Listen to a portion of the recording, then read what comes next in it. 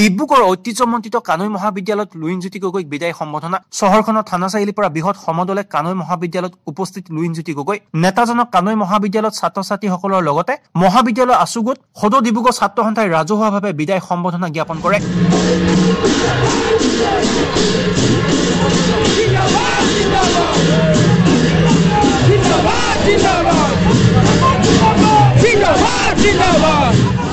লুইনজ্যোতি গগৈ কানৈ মহাবিদ্যালয়ত উপস্থিত হোৱাৰ লগে লগে মহাবিদ্যালয় আছুগুট সদৌ ডিব্ৰুগড় ছাত্ৰ সন্থা আৰু শিক্ষাৰ্থীসকলৰ মাজত ব্যাপক উল্লাস উদ্দীপনা পৰিলক্ষিত হয়।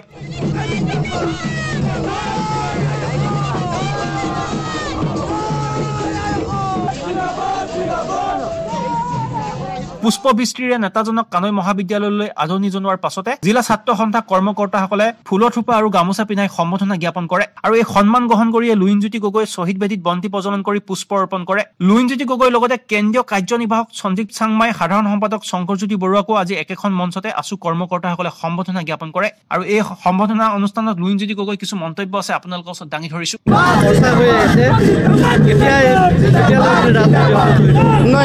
এই সম্পৰ্কত ব্যাপক চিন্তা চৰ্চা চলি আছে।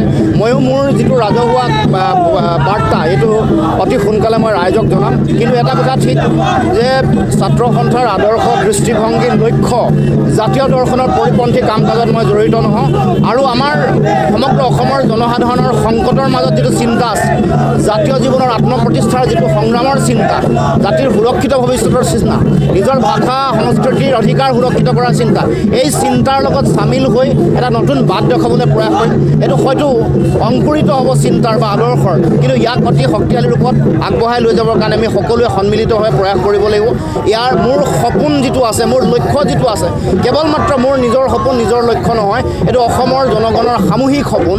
সকলোৱে সেনেকুৱা ধৰণৰ এখন সমাজ বিচাৰে, তেনেকুৱা ধৰণৰ এটা জাতীয়তাবাদৰ ভেটি বিচাৰে। গতিকে আমি সকলোৱে সন্মিলিতভাৱে ঐক্যবদ্ধভাৱে এই যাত্ৰাত চামিল হ'বলৈ আমি চিন্তা চৰ্চা কৰিছোঁ আৰু আমাৰ লক্ষ্য হ'ব আগন্তুক দিনত সকলো জাতি জনগোষ্ঠী ভাষা ভাষী ধৰ্মাৱলম্বী লোকক একত্ৰিত কৰা। News x report RBTV।